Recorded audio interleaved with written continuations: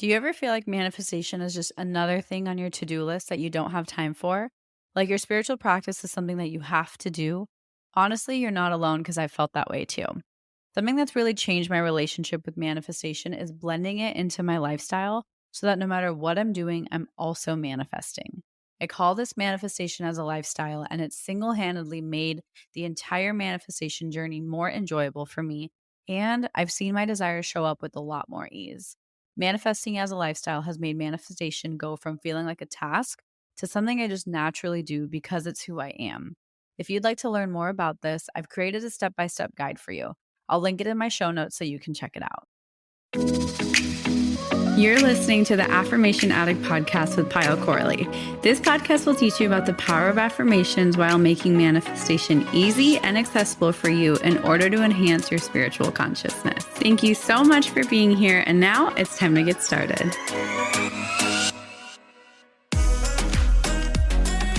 Hi, everyone. Welcome back to the Affirmation Addict podcast. My name is Pyle, and today we are talking all about beliefs. In the manifestation world, in the spiritual space, beliefs, reprogramming beliefs, rewiring your beliefs is probably one of the most popular topics. But if you are like me, and when you first heard that term, you were like, what does that even mean? How do I do that?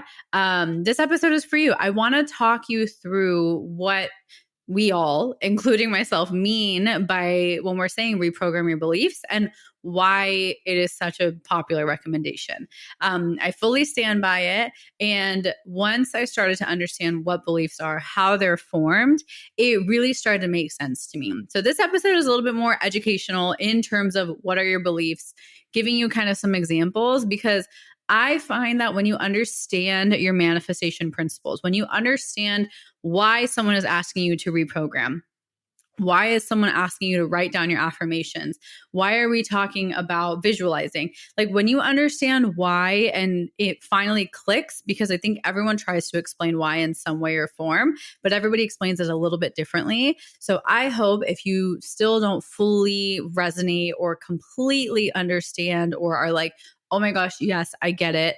In the space of beliefs, I hope this episode can serve as what you need, because I feel like your beliefs are probably the most foundational part of the mental work when it comes to manifestation. And as I share a lot about, manifestation is not only mental, but it's mental, emotional, energetic, physical, and spiritual. There are 5 elements. We are all multifaceted. That's why only affirmations might not work for you. That's why only somatic healing and EFT tapping might not work. That's why only Reiki might not work. It's a beautiful, perfect kind of recipe of all 5 of those for your unique vibrational makeup. And beliefs are very, very mental. It's all in our head. And I think it's probably one of the most interesting things to understand because it's so simple, but we all talk about it. And I will explain it from my best understanding from all the little books I've read and research I've done. So I hope this is helpful. And I want to tell you how to rewire your beliefs and what that process actually looks and feels like, because it's kind of unexpected. At least for me, it was. So hopefully this helps. Okay.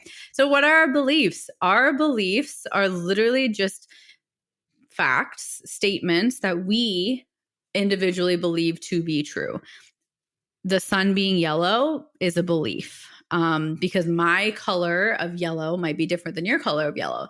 But the fact that you believe that the sun is yellow is a belief.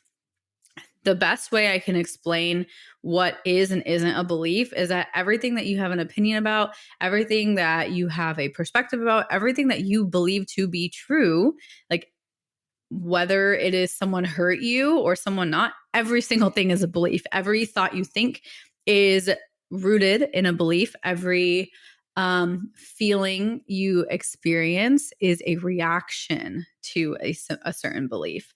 So your beliefs are actually the foundation. Now, beliefs versus thoughts are two different things.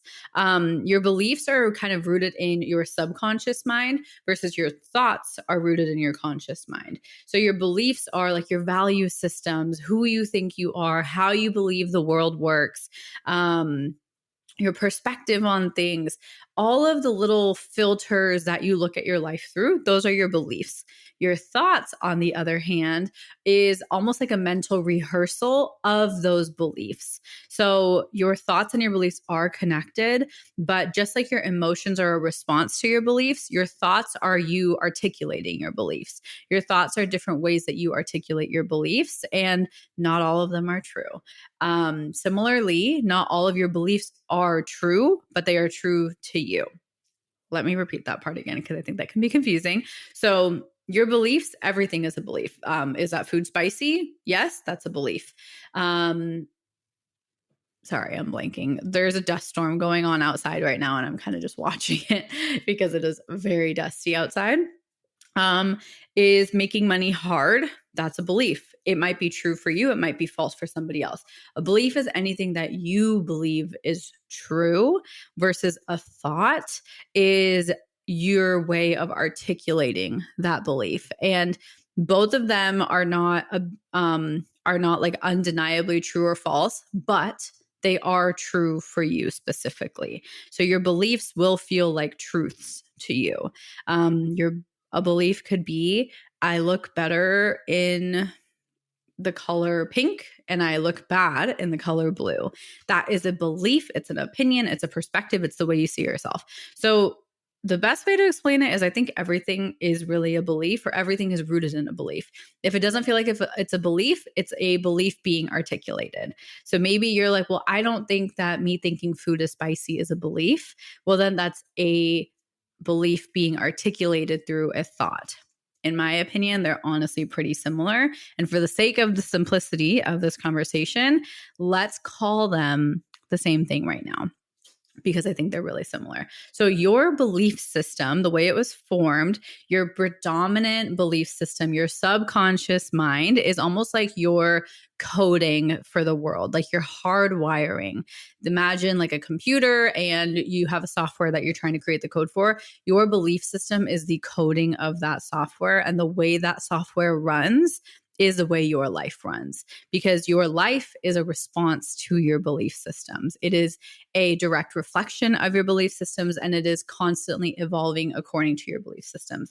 Your primary belief system, your primary programming, your primary hardware was formed when you were from the ages 0 to 7.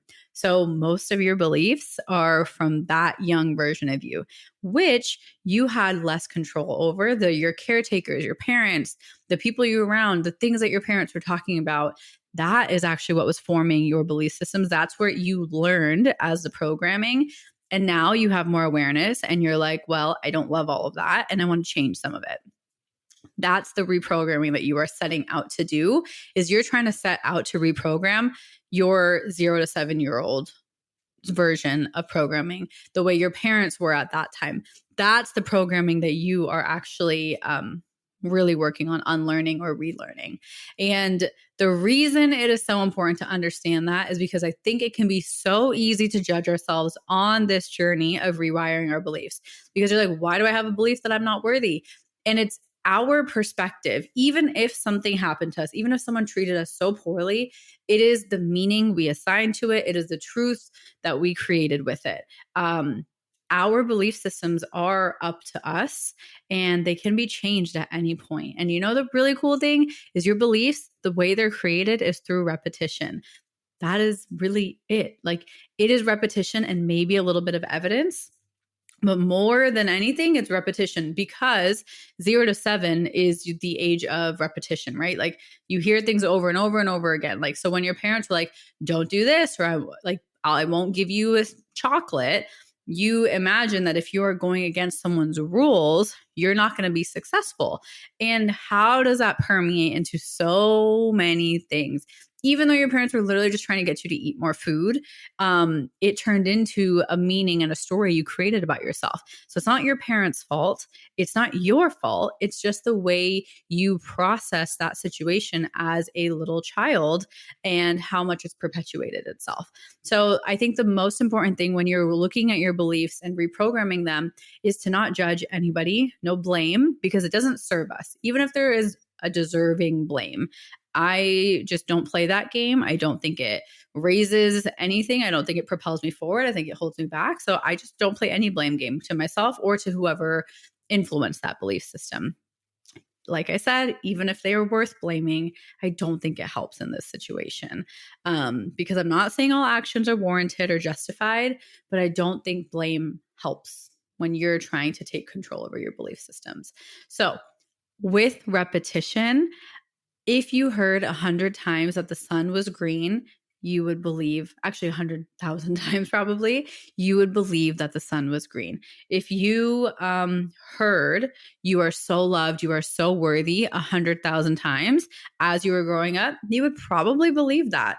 Now, is that normal communication from 99% of us? No, we don't do that. That's just not the way our society works. That's not the way we parent necessarily. And who am I to say, right? I'm not a parent. I have no idea. But from my understanding of how beliefs are created, this is the stuff that actually makes a difference. When we're little, we're being parented, we're being taught how to live in the world. So much of that is setting boundaries. It's saying no, it's holding back, it's don't scream, it's how do you behave.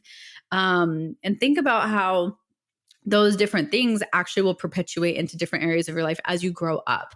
In that context, as a parent-child relationship, it makes perfect sense. But what I don't think we realize is how much that creates different rifts in different areas of our life that are nearly unrelated as we grow older. And I actually have been observing this a lot with my niece and my nephew. Just the things I say to them, I'll say things and I'm like, oh my God, that's like completely opposite of like what I want it to come off as, but I'm trying to like help them move forward. I'm trying to like make sure they're safe. Like it's all with good intentions, but some of the stuff I say, I'm like, this is not what I'm trying to say. And it's like, it's tough. And I know whenever we have our own kids, like this is going to be like probably a whole new phase of Affirmation Addict where I talk about just like parenting and all of these different things as I learn too. But your beliefs are primarily created through repetition of words, repetition of scenarios, repetition of exchanges of energy, and realizing that that's the reason why we repeat beliefs that serve us. The biggest thing that I think a lot of us don't understand is your beliefs are completely unique to you. Two people could be in the exact same situations, AKA siblings. Me and my brother have completely different experiences. We have completely different beliefs on topics that we grew up the same with. Our parents probably parented us the same with, but why do we see them differently? Just because that's how we perceived it. That's your unique energy playing a role in your belief system. So my brother, right? He isn't nearly as like emotionally insecure as I was. I was so emotionally insecure and so dependent.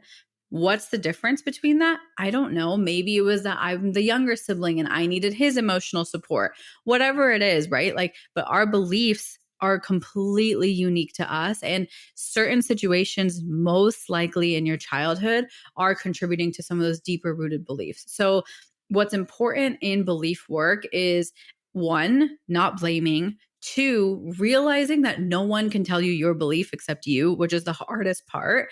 And I, in my guide, have done my best. So if you don't know what guide I'm talking about, it's my step-by-step guide to manifesting as a lifestyle, where I literally walk you through my entire manifestation process, teaching you the mental, emotional, physical, energetic, spiritual side of manifestation, while also rewiring your beliefs and teaching you how to identify your own beliefs, because no one can tell you what your beliefs are. Only you know it. And it's so tied to specific moments and memories and circumstances that were in your childhood and your upbringing, even later down the line, different things that happen. But the most formative years for us are ages 0 to 7, and no one else can tell you what that is. So you can't borrow. Well, I mean, you can borrow other people's beliefs. You can borrow other people's affirmations even, but they're only going to hit the hardest when they are truly your own. And that's the process I take you through in the step-by-step guide. If you're interested, I'll link it in the show notes if you want to check it out. It's $67, my literal entire manifestation philosophy. It is absolutely life-changing. So if you want to check it out, you totally can.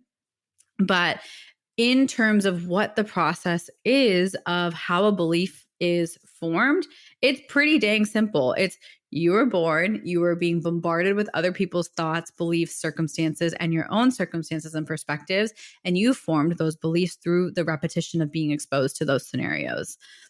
Now, we're here to talk about reprogramming. I just spent 15 minutes talking about how your beliefs are formed. So how do you unlearn if things took that many years to cement into your soul and into your mind? How do we reprogram that? Reprogramming is done just the same way through repetition, which is why we all ask you to repeat your affirmations and get consistent in your spiritual practice. It's the repetition of it. The repetition is where the magic lies, and I will never stop saying that. However, the best process for you to actually reprogram your beliefs is to reflect, identify, take inventory of what your beliefs are and what beliefs are forming and seeping through. And it's so much reflection, so much introspection, and finding time and space to actually do that through journaling, through meditation, all of the techniques. Nothing is revolutionary here. It's honestly just setting aside and prioritizing the actual doing of it. And the thing is no one can do that for you. No one can speed up that process for you that much. Like at one point, you're going to have to come face to face with it. And we resist that naturally. It's uncomfortable. It's very identity kind of crumbling because you're tearing your whole world apart. You're tearing your internal world completely down. And that is so shocking for us to experience. So it can be really nerve-wracking to do that. So if you resist doing the work in quotes, any of this work, it's a very normal thing. And you have to play that mental dance with yourself and say, okay, I'm going to do this work and I'm going to get through it also. Hi, beautiful friend. I hope you're enjoying this episode. I wanted to hit pause for 15 seconds and share with you about my spiritual membership I created to help you raise your vibration and manifest with ease. I created Affirm It so you can have access to all, and I really mean all of the spiritual tools you need to step into your higher self and watch your dreams manifest with ease. If you're really ready to dive into your spirituality and connect with your highest self, I invite you to join the Affirm It membership. More details are in the show notes if you're interested. And now let's jump back in. The next thing after reflecting is you're going to identify what you want to reframe and how you want to reframe that. That's a whole process in itself, identifying what are those beliefs, what are the opposites of those beliefs, and what's the belief that you want to replace it with that you can really find truth and validation in and alignment in, and how is that actually propelling you forward?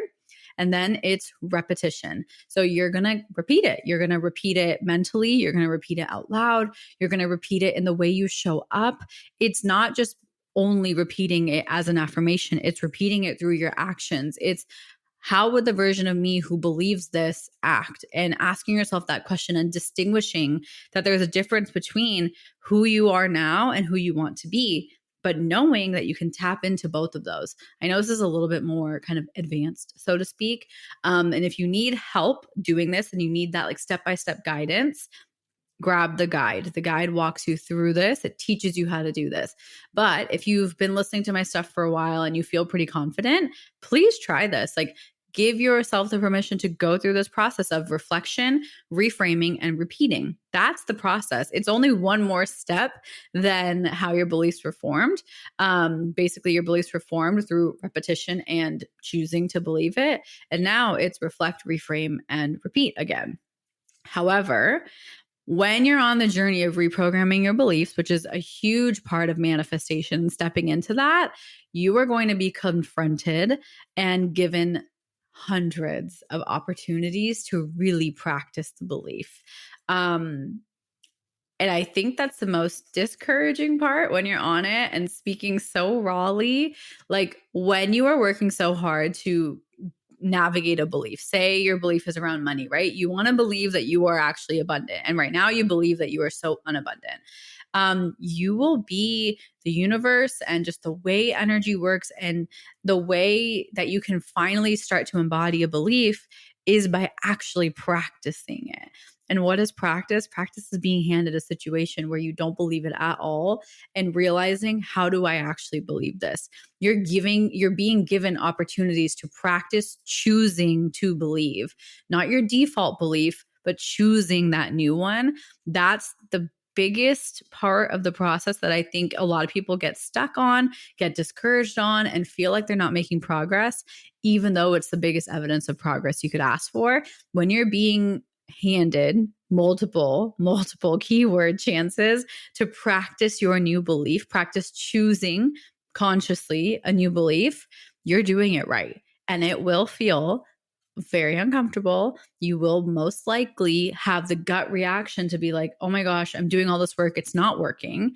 But in reality, it is just another opportunity for you to practice actively choosing that belief.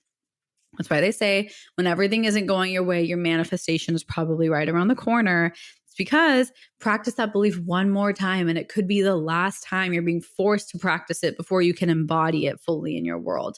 And I think that's the biggest thing when you're reprogramming beliefs that all of us have experienced. I'm sure you can relate, where you're working on reprogramming something, you're choosing a new affirmation, except all the evidence is pointing towards the opposite. And you're like, what the heck is going on? You're being given the opportunity to choose your belief in that moment. You get to choose the old one or the new one. So what really helps me in that situation, because it is the most kind of mind numbing, confusing thing to experience, and it can be really tough, is like kind of label the version of you who didn't believe it and the version of you who does believe it, because then you can kind of channel them.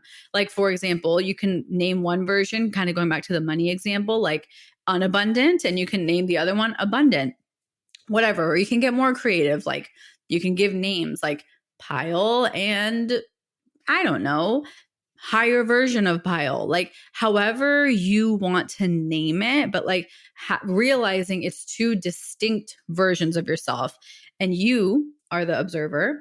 So realizing, so it's like if you're the observer, on the left hand side, there's unabundant you, and on the right hand side, there's abundant you.